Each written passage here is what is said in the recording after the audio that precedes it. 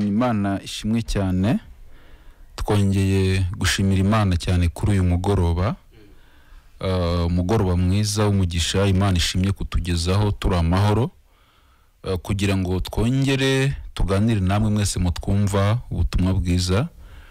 Ngira ngo abadukurikiye mwese mwamaze kujya muri modo y'ikiganiro. Amen. Buvandi mu kanya hariho indirimbo ivuga ngo yatwishyuriye imyenda yose. Ubwo natwe twariho dushimira Imana ko Kristo yatwishyuriye imyenda yose. Amen. Akubu nta mwenda tugifite Imana. Amen. Imana ishimwe rero mwabyumvishe ni wa mwanya mwiza w'ikiganiro cy'ubutumwa bwiza, dusobanura ukuntu Imana yatanze ijuru ku buntu, ukuntu Imana yatanze ijuru nk'impano. Ubundi Imana ni umukire ku buryo nta kigurisha, ibintu byose bitanga ku buntu.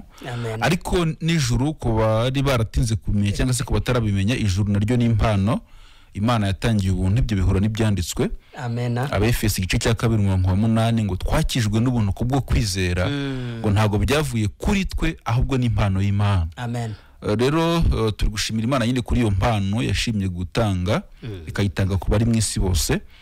Nicyo Yesu rero yabwiye intumwa, yarabwiye ngo mujye mu mahanga yose mubwira abaremwe ubutumwa bwiza. Yego. Ubutumwa bwiza rero nububwira abantu ko Imana yiyunze n'abantu muri Kristo Yesu, ikabita kibabaraho ibyaha byabo. Amen. Rero dusuhuje inshuti z'ikiganiro, inshuti zacu mudukurikiye kuri aya masaha, mwamaze gushyiraho urushinge kunyakira amajwi zanyu. Turabakunda nkuko namwe mudukunda, kandi mugumye mubane natwe. Tunasuhuje bene data muvandi. Yego mwene data. Dufite abantu nabo bizeye ubutumwa bwiza. Yego. Bari impande enye z'isi. Mu isi yose abantu bizeye ubutumwa bwiza barahari. Ariko abadukurikiye n'abazadukurikira nyuma, abo nabo turabasuje mu izina rya Yesu. Nibyo. Handi umwanditsi yaravuze ngo ubwo twatsindishijwe n'ubuntu kubwo kwizera ngo dufite amahoro ku Mana. Ubwo rero abo bene data bose aho bari, dusangiye amahoro dukesha gupfa no kuzuka bya Kristo Yesu. Amen. Abo bantu bizeye icyo gikorwa Imana yadukoreye muri Kristo bose aho bari ndabasuhuje cyane. Amen. Rero nge tugiye kubana mu kiganiro ku mazina turamenyeranye, nitwa Nahimana Patrice. Ariko ntabwo ndi ngenyine, ndi kumwe n'umuvandimwe nawe Imana yagiriye ubuntu. Nawe tugiye gufatikana kubagezaho ikiganiro, yabasuhuza ubundi tugakomeza. Yego, nanjye ndasuhuza abakunzi ba Radio Country FM kandi abakunzi b'ikiganiro cy'ubutumwa bwiza bw'ubuntu bw'Imana. Kigira kiti ijuru n'ubuntu ntabwo rikorerwa, Imana ritangiye ubuntu muri Kristo Yesu. Yego rwose. Hanyuma rero amazina ni Musabyimana Joseph Mugisha, ariko ndi umukiranutsi mbikesha kwizera igikorwa Kristo Yesu yankoreye ku musaraba. Ndumubwiriza ubutumwa bwiza rero ubuntu bw'Imana. Tubahaye ikaze bene data bagiye kudutega amatwi, n'abandi bose bagiye gutega amatwi iki kiganiro. Imana yahabwa icyubahiro. Yego rwose. Amen. Rero tunibutsa inshuti zacu abadukurikiye ko uburyo bwo kubaha umurongo kugira ngo baduhamagare ntago byari byakemuka, ariko dufite icyizere ko ubutaha tuzakora ikiganiro byaramajije gukemuka cyane. Ariko nanone nubwo bitari bushoboke ko baza kuduhamagara kuri telefone, ariko turabaha nimero bashobora koherezaho ubutumwa bugufi. Mu gihe turi mu kiganiro ushobora kugira icyo ubaza, ukatwohereza ubutumwa bugufi tukabusoma, cyangwa se ukaba watanga inyunganizi nayo ukayohereza kuri message nayo tukayisoma. Ntago ari nimero yo guhamagara, ahubwo niyo koherezaho ubutumwa bugufi. Amen. Ubutumwa bugufi rero murabushyira kuri 0783 abakoresha Tigo ni 0722 abohereza ubutumwa bugufi rwose ni karibu, nimubwohereza turabusoma. MTN kanyisubiremo 0783 Ukeneye kuduha inyunganizi cyangwa se ukeneye kugira icyubaza kugira ngo tugufashe tugusobanurire, watwohereza ubutumwa bugufi. Imana ishimwe muvandi. Yego, Imana ibihimbarizwe ko ariyo bagi n'ubutumwa bugufi bari bushyireho, ntabwo bari buyihamagare. Yego rwose. Ngira ngo wabibasobanuriye. Muvandimwe rero ngira ngo ibintu byose burya bigirwa ukuri n'ijambo ry'Imana. Yego rwose. Iyo tuvuga ko ijuru Imana ritanze ku buntu, bigirwa ukuri n'ijambo ry'Imana. Yego rwose. uyu mwanya rero turagira ngo dusangire n'abatwumva ijambo riri hano mu rwandiko Pawulo yandikiye Tito ibice byaho bitatu. Turasoma imirongo 3 yonyine, turasoma guhera ku murongo wa 3 dusoreze ku murongo waho wa 5. Ego ngewe ndasoma muri Bibiliya yera. Nanjye ndasoma mu ijambo ry'Imana. Yego. Tito ibice bitatu, umurongo wa 3 tugeze ku murongo waho wa 5. Haravuga ngo kuko natwe kera twari abapfapfa tutumvira kandi tuyobagurika, turi mu bubata bw'irari ribi n'ibinezeza bitari bimwe, duhora tugira igomwa n'ishyari, turi abo kwangwa urunuka natwe twangana. Ego. Umurongo wa 4 akavuga ngo nyamara kugira neza kw'Imana umukiza wacu n'urukundo ikunda abantu bibonetse iradukiza, itabitewe n'imirimo yo gukiranuka twakoze, ahubwo kubw'imbabazi zayo idukirisha kuhagirwa, ariko kubyarwa ubwa kabiri, aribwo kubyarwa ubwa kabiri, ikaduhindura, ikadukirisha no guhindurwa bashya n'umwuka wera. Imana ihabwa icyubahiro. Amen. Reka dusome mu kindi kinyarwanda kugira ngo abadukurikiye wenda birusheho gusobanuka, kuko impamvu dusoma mu binyarwanda byinshi icyo nacyo turajya tukivugaho gato. Hari igihe abantu bagira ikibazo cya Bibiliya, bamwe akavuga ngo nge nemera iyera, undi akavuga ngo yemera intagatifu, undi nawe akavuga ngo yemera ijambo ry'Imana. Ariko twe ntago ari gutyo Bibiliya zose twe turazemera. Ni uburyo bwenda bw'imyumvire nanone itaba ivugurutse, kuko Bibiliya yera na Bibiliya ntagatifu na Bibiliya ijambo ry'Imana byose ni ikintu kimwe. Yego. Iyo ikintu cyera kiba ari igitagatifu, ariko ikintu gitagatifu ni ijambo ry'Imana. Rero ibyo bintu byose ni kimwe, ahubwo uburyo bwo kuzisoma zose ni uburyo kinyarwanda kigenda kisobanuka ku buryo bwiza. Rero ngiye gusoma muri Bibiliya ijambo ry'Imana, Tito igice cya 3 guhera ku murongo wa 3 kugeza ku wa 5. Ngo burya natwe twahoze turi abapfu n'indakoreka, turi mu buyobe, twari mu buja bw'irari ribi n'ubw'umudamararo ku buryo butari bumwe, twari abagome n'abanyeshyari, twangwa natwe twangana. Ariko igihe kigeze Imana umukiza wacu igaragaza ubuntu igirira abantu n'urukundo ibakunda, niko kudukiza itabitewe nuko twakoze ibiyitunganiye, ahubwo ibitewe n'imbabazi zayo yadukirishije kutwuhagira, iduha kuvuka ubwa kabiri no guhindurwa bashya na Mwuka Muziranenge. Imana ihimbaza. Amen, amen. Aya magambo araryoshye. Yego. Araryoshye cyane, agaragaza ukuntu Imana yadukijije itabitewe n'imirimo myiza yo gukiranuka twakoze. Yego. Cyangwa itabitewe n'ibikorwa byiza by'ubutungane twagaragaje, ahubwo ibitewe gusa n'urukundo rwayo. Yego. Ahubwo gusa bitewe n'imbabazi n'urukundo yatugiriye. Imana ihabwa icyubahiro. Umuvandimwe ngo aradukurikiye, yanditse ko ngo adukurikiye mu kiganiro, nitugume tubane, turamushimiye cyane. Yego. Aya magambo rero Pawulo yandikiye Tito, turibanda cyane kuri iyi mirongo yo hepfo cyane 2, ariko kandi n'uyu murongo wa 3 nugaragaza nyirizina ukuntu umuntu aba ameze, cyangwa nigaragaza nyirizina ukuntu twari tumeze, tutari twamenya urukundo, tutari twamenya imbabazi umwami Yesu Kristo yatugiriye. Twarayobagurikaga, twaranganaga, ntitwakundanaga, twanganaga urunuka, turi nabo kwangwa natwe ubwacu. Hanyuma mu by'ukuri riko hano bagaragaje ko ngo kuko natwe kera twari abapfapfa tutumvira kandi tuyobagurika. Yego rwose, uwo murongo tunawutindeho. Yego. kuko mbere yuko umuntu akizwa hari ukuntu aba yarameze nyine, hari ubuzima aba yarabayeho, ni nayo mpamvu buryo umuntu akenera gukizwa. Mbere yuko rero ukizwa hari ukuntu bumeze, iyo ibyo bintu nabyo utarabimenya ku buryo bwiza, bituma n'uburyo umuntu akizwa utabimenya. Niyo mpamvu ndavuze nti uwo murongo twanawutindaho cyane dusobanurira abantu batwumva ko umuntu uko byagenda kose hari ukuntu Imana imuvuga aba ameze, hanyuma we nawe akitekereza ukundi kuntu. Ariko uko Imana ikuvuga nibyo bifite agaciro. Ubushize turi kwiza mikoro twariho dusobanura ko iby'Imana ivuga biruta iby'abantu bavuga, kandi n'abantu ngo bamaze igihe kinini bemera iby'abantu bavuga kuruta iby'Imana ivuga. Rero ngo twarabayobe duhora tuyobagurika turi mu irari ribi, ngo ariko dufite urwango ariko natwe twango. Umuntu ukuntu Bibiliya yabivuze, nta muntu n'umwe ubusigaye aho ngaho.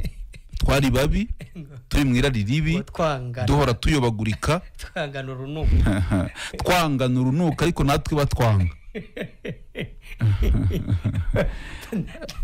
ubundi si urukundo rwavaye rwari guturuka ku rukundo nyine rubonerwa mu batunganijwe.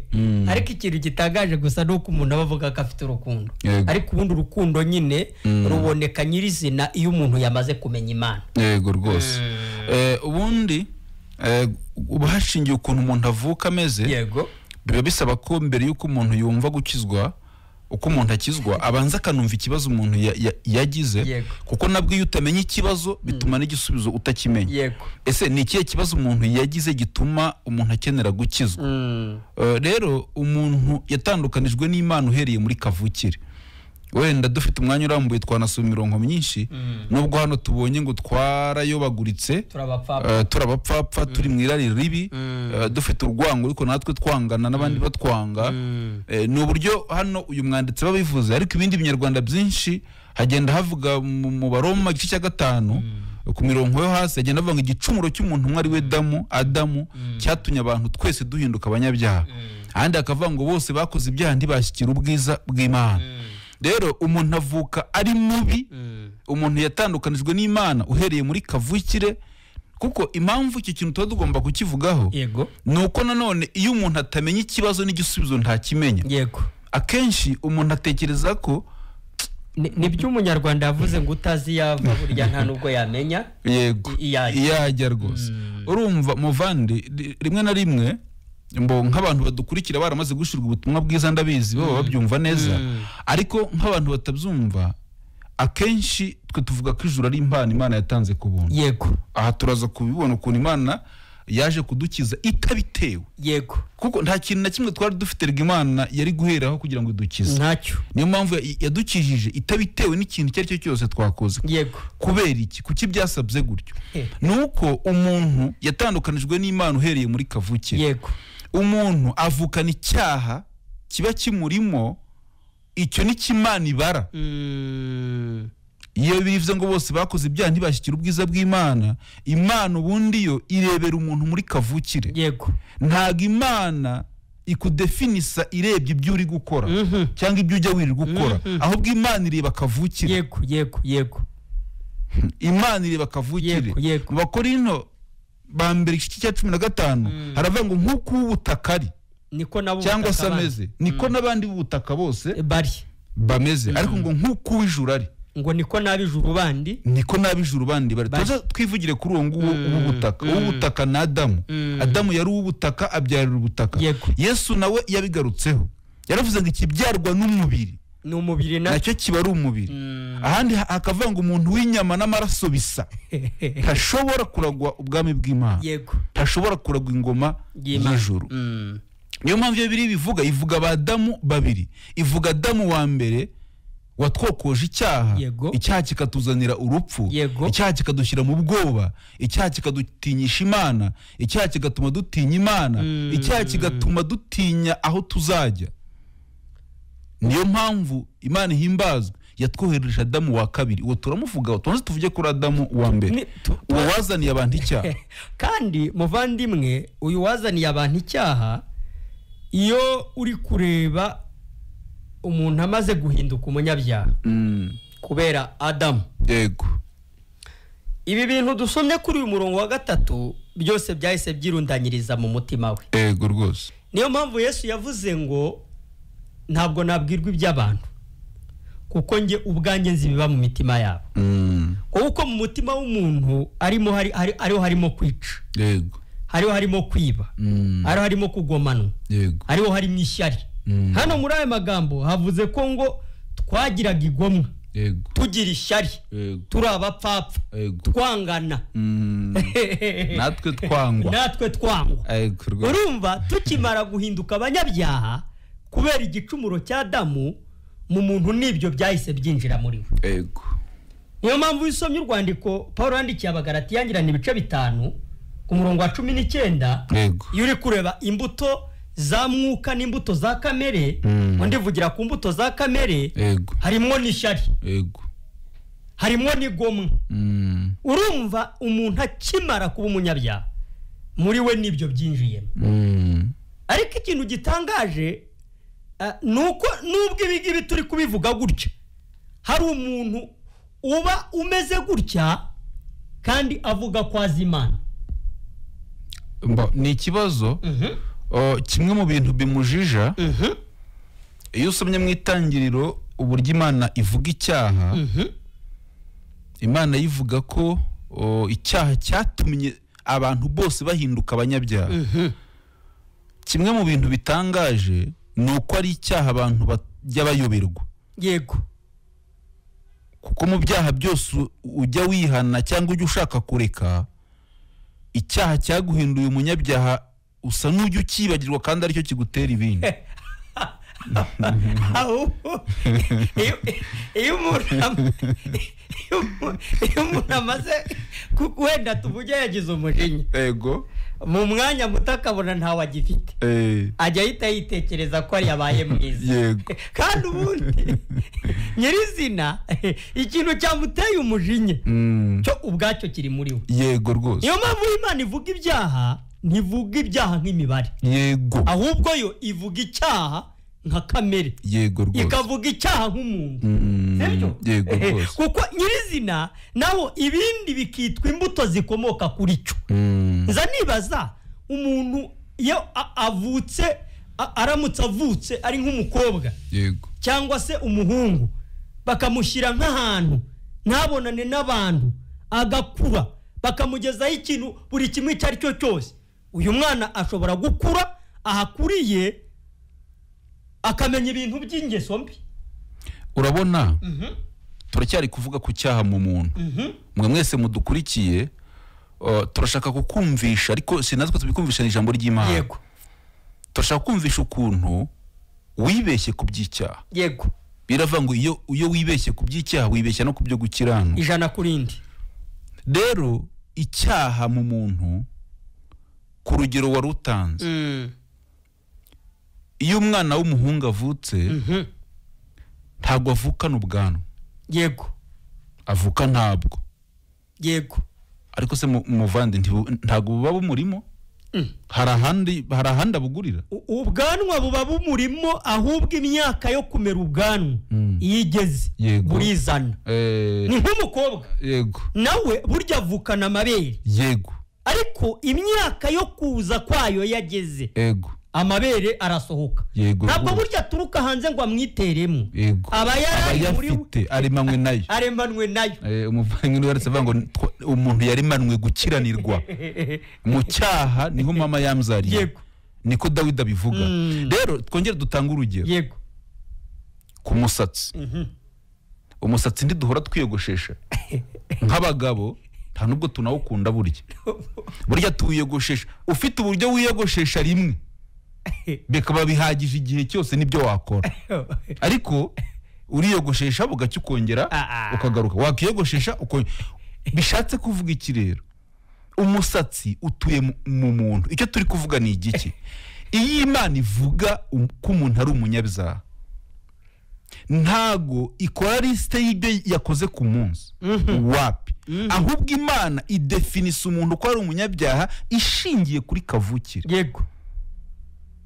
niba warabyawe n'ubushake bw'umugabo n'umugore ukomoka kuri Adamu, ibyo birahagije. kuba ukomoka kuri Adamu bikugira umunyabyaha utarakora n'ikindi na kimwe ijana kurindi.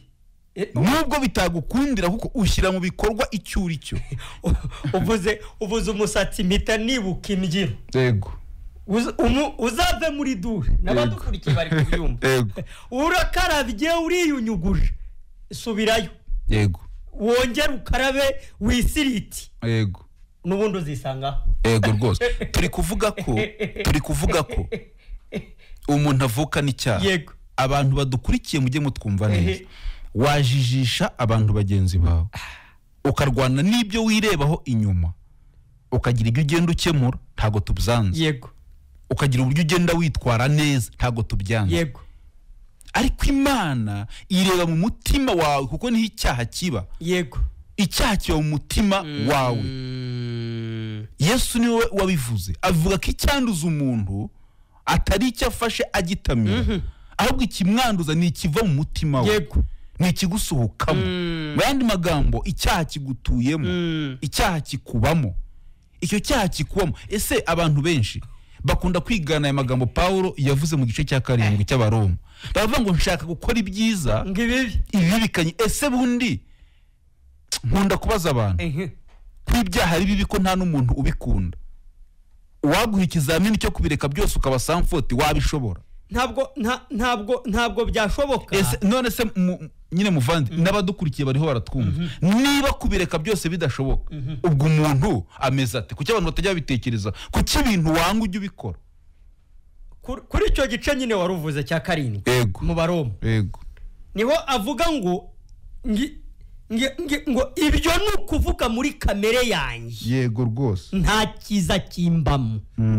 Ariko urumva kugira ngo umuntu yihane ubundi ni ukubanza kumenya ngo muri kamere yanjye, nkaho nkari kuvuga ngo kamere yanjye nicyo cyaha, nta kiza kimbamo. Ngerageza gukora ikiza, ikibi kikantanga imbere.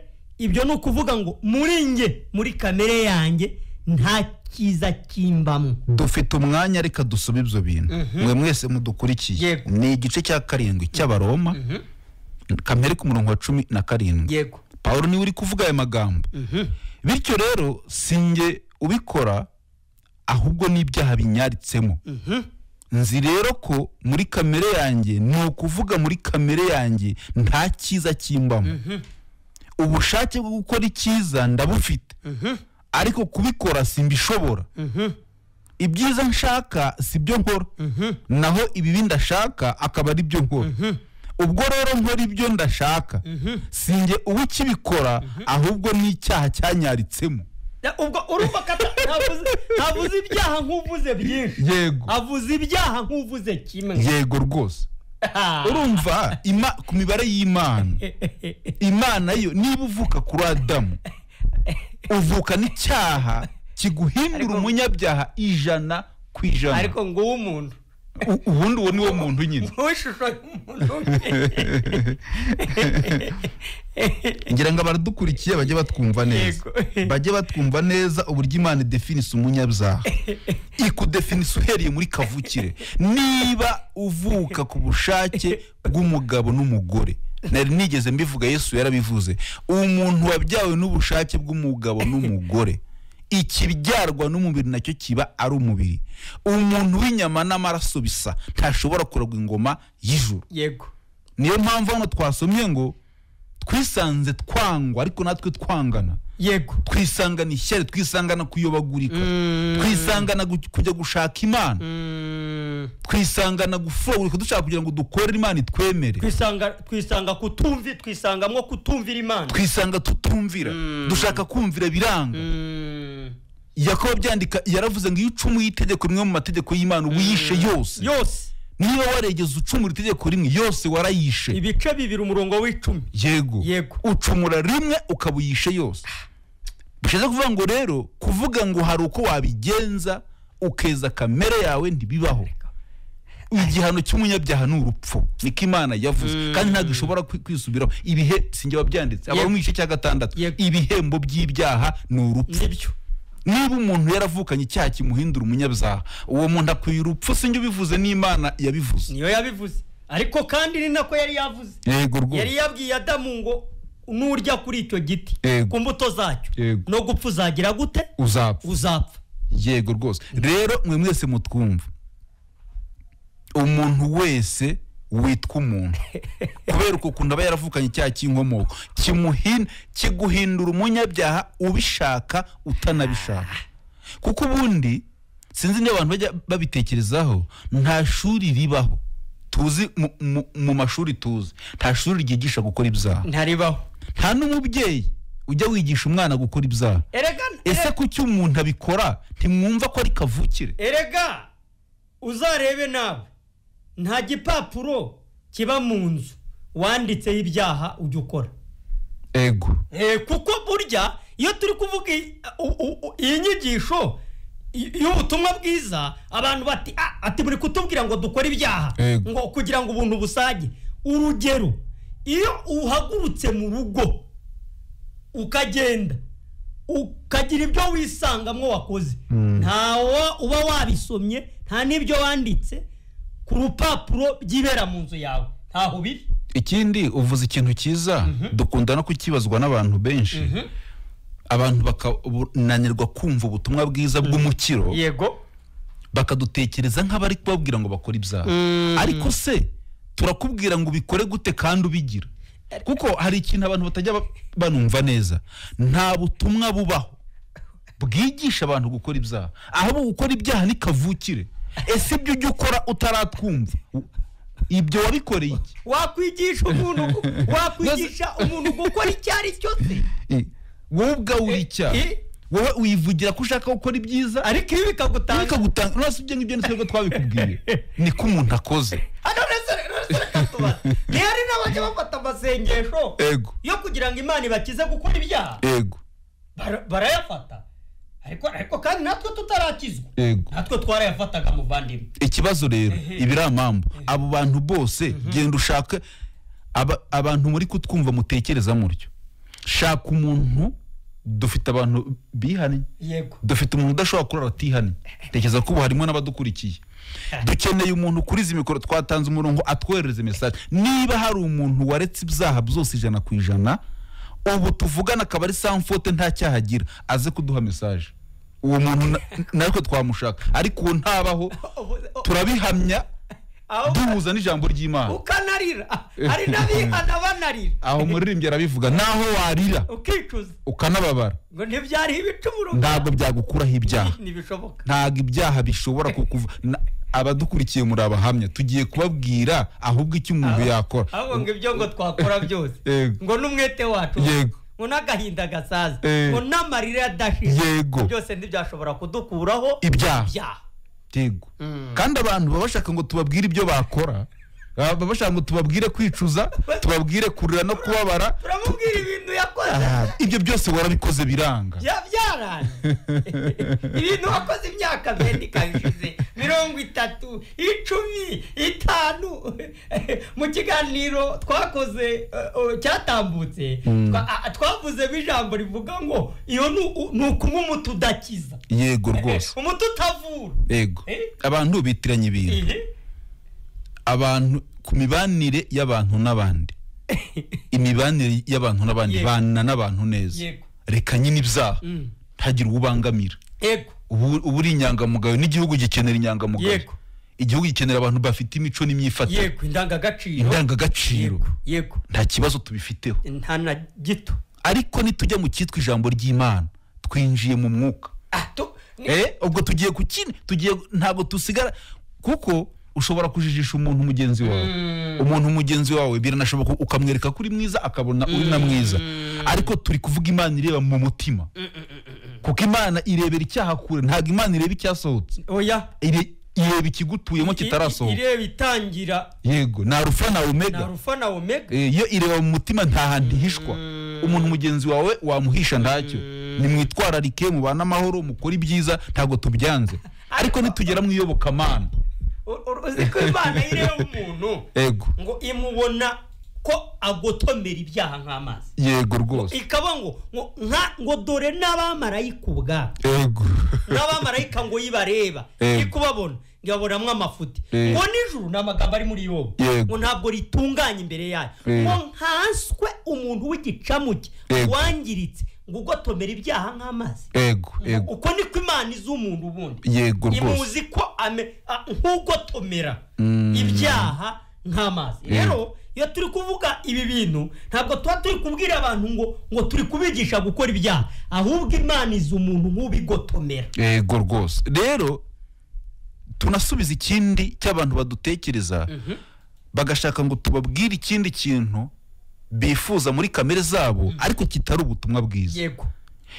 Iyo abantu batwumva kuri izi mikoro umubare munini baba bashaka ngo tubigishe uko bajya kureka ibyaha, ariko ntago ari ubutumwa bwiza buvuga. Muzasome Yohana 3:16 kuko Imana yakunze abari mu isi cyane byatumye tugiye kubabwira ukuntu Imana yemera umuntu.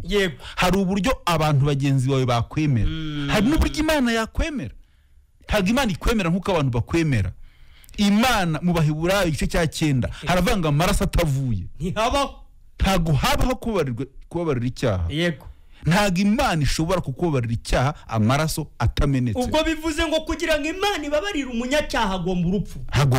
Niyo mpamvu kugira ngo Imana ibabarire icyaha aho turanahatinda cyane nuko byasabye ko Yesu apfa mu cyimbo cyacu. Yego rwose. Ko amaraso ameneka kuko hapfuye ikintu. Yego rwose. Urumva rero abantu imibanire y'abantu n'abandi mu by'ukuri yuri inyangamugayo uri sanfote mu bantu nta kibazo. Bene nabo bantu baba banakenewe. Natwe tuba tubakeneye no muri societe n'ahandi hose mu kazi aho tugenda dukeneye abantu b'imfura, dukeneye abantu b'inyangamugayo.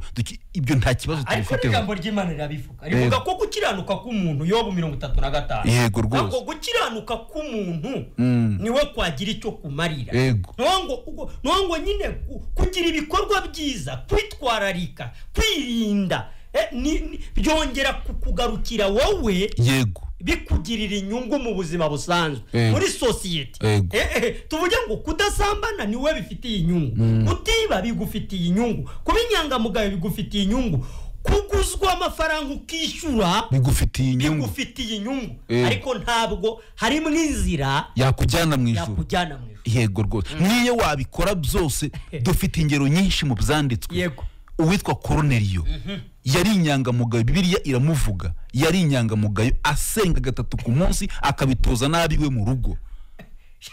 Nta muntu yagiraga umwenda karitsi imwemera, yemerwa n'abantu bose. Yagiraga ngo n'ubuntu. Yego, yagira n'ubuntu bwinshi. Yari umuntu mwiza mu bantu. Biravuga ngo bwinshi. Yego.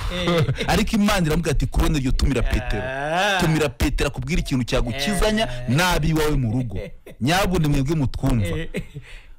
Imana imaze kubwira Korneliyo ati tumira Petero akubwira icyagukizanya n'umuryango wawe. Korneliyo yagize amatsiko ko ntacyo ntakoze, ko nitwararika, ko abantu banyemera. Ni iki Petero aza kumbwira ntakoze? Dore igikomeye ibiramama. Petero ageze kwa Korneliyo yamubwiye ubutumwa bwiza. Burya duhora tuvuga kuri izi mikoro.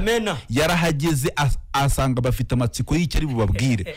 Petero arababwira ati ntimugire ngo ni ibintu bidasanzwe bishyashya. Tereka mbibabwire. Tini wa undi Kristo Yezu bishe bakamubamba. Umwizeye ababarirwa ibyaha bye byose mu izina rye. Kwa Korneliyo ngo buzura umwuka wera. Bahita buzura umwuka wera.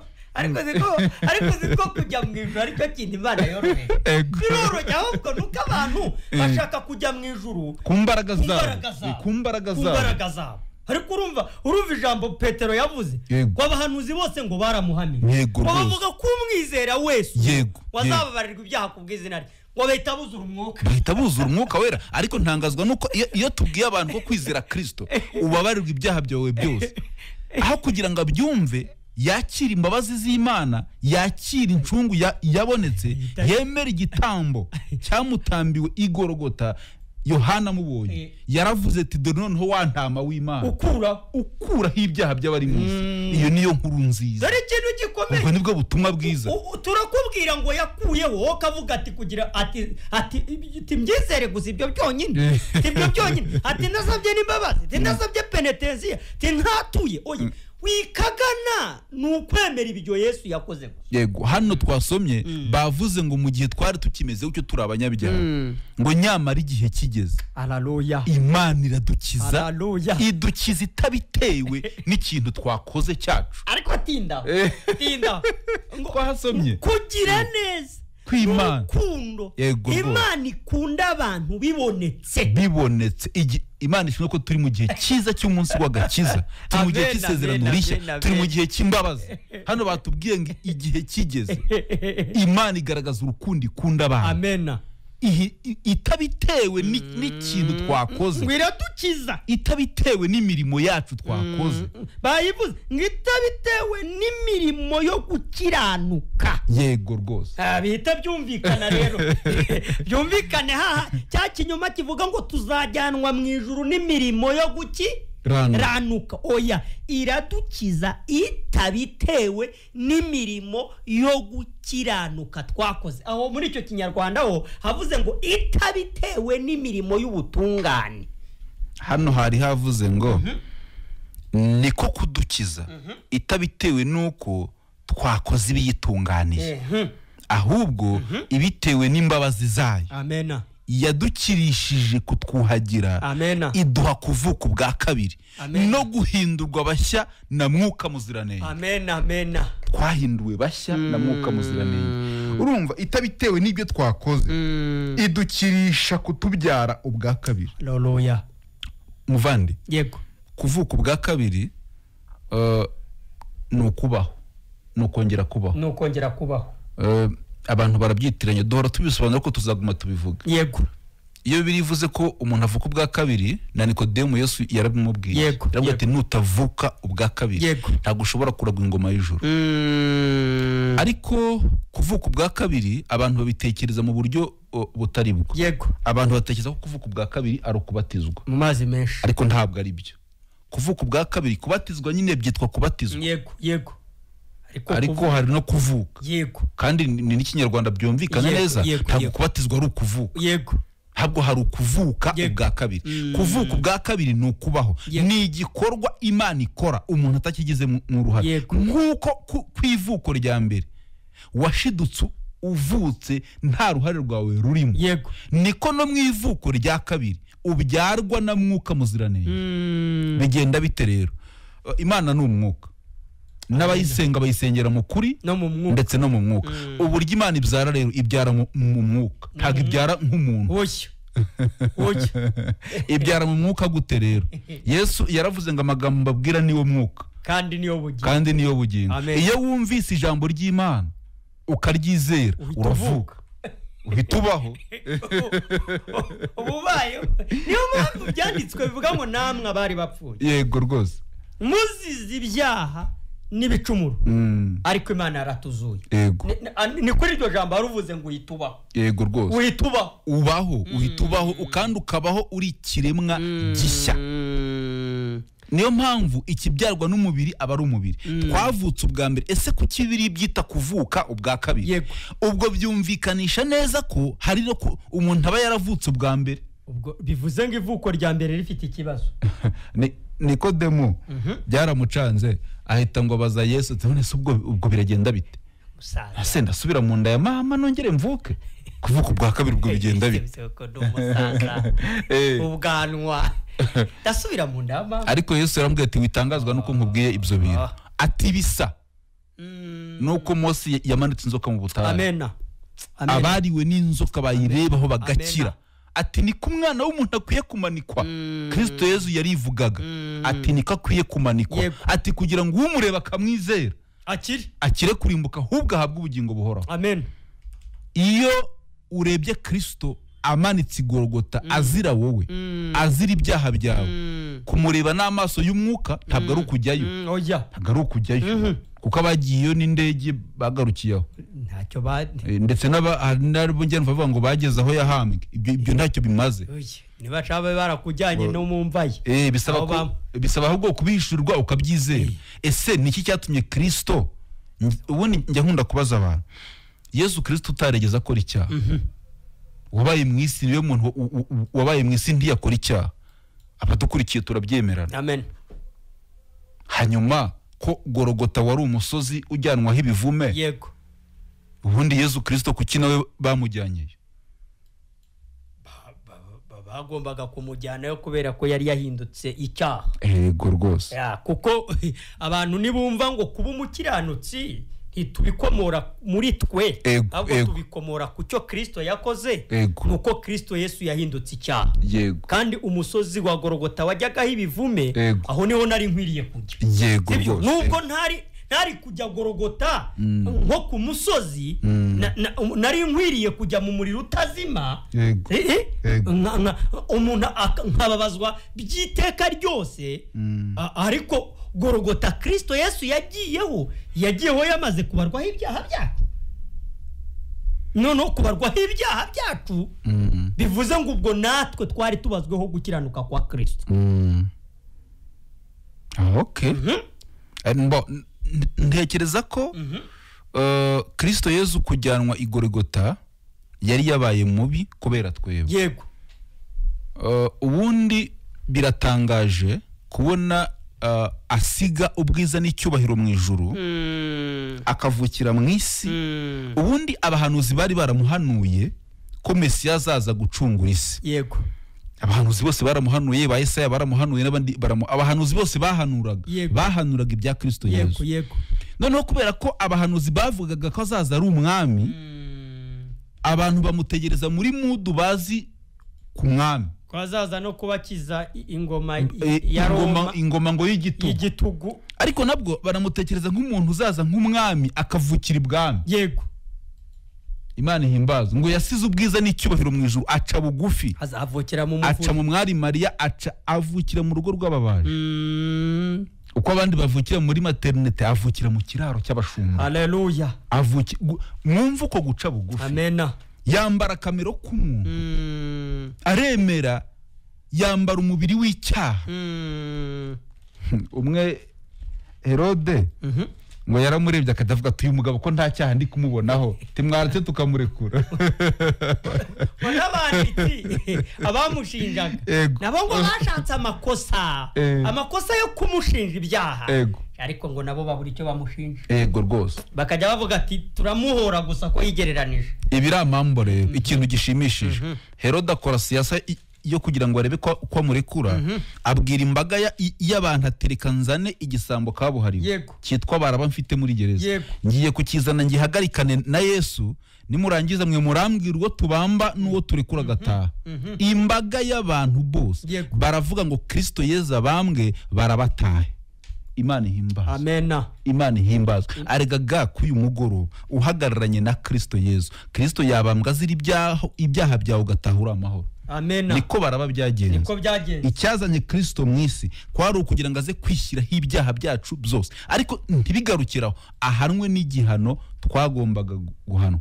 Iyo ibyo bintu byizeye ukabyizeza umutima, Abaroma igice cya 10 ku murongo wa 10, umutima niyo umuntu abyizeza, Imana ikakubaraho gutungana, ikakubaraho gukiranuka. Amena. Ego rwose. Ubwo urabivuze mpita nibuka uri kuvuga ibya Herode, uri no kuvuga ibyo kuvuka kwa Kristo, mpita ntekereza uyu murongo uri hano muri Matayo igice cya 1 ku murongo wa 21. Ego. Havuga ngo azabyara umuhungu, uzamwite Yesu, kuko ari we uzakiza abantu be ibyaha byabo.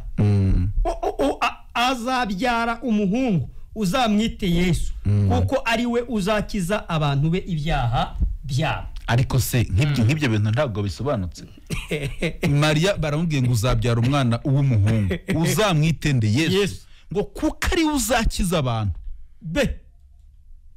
Buseni tuvuga ko twakize umuntu ntibabihura n'ijambo ry'Imana. Ahubwo umuntu ni kutavuga Yesu, akongera akanavuga ko ari kuri umunyabyaha. Ntabwo ubuzi Yesu, ntabwo ubunazi icyamuzanye. Ese ubwo Kristo Yesu abambwa azira ibyaha byawe, unanirwa kubyizera ujye umuvuga ngo uri umunyabyaha gute Kristo yaritseho ibyaha byawe akanabihanirwa. Byo natekereza nuvuga ngo yazize ibyaha byanjye, nuvuga ngo yagiye ku musaraba, ibyo bintu byo bitekerezaho kabiri.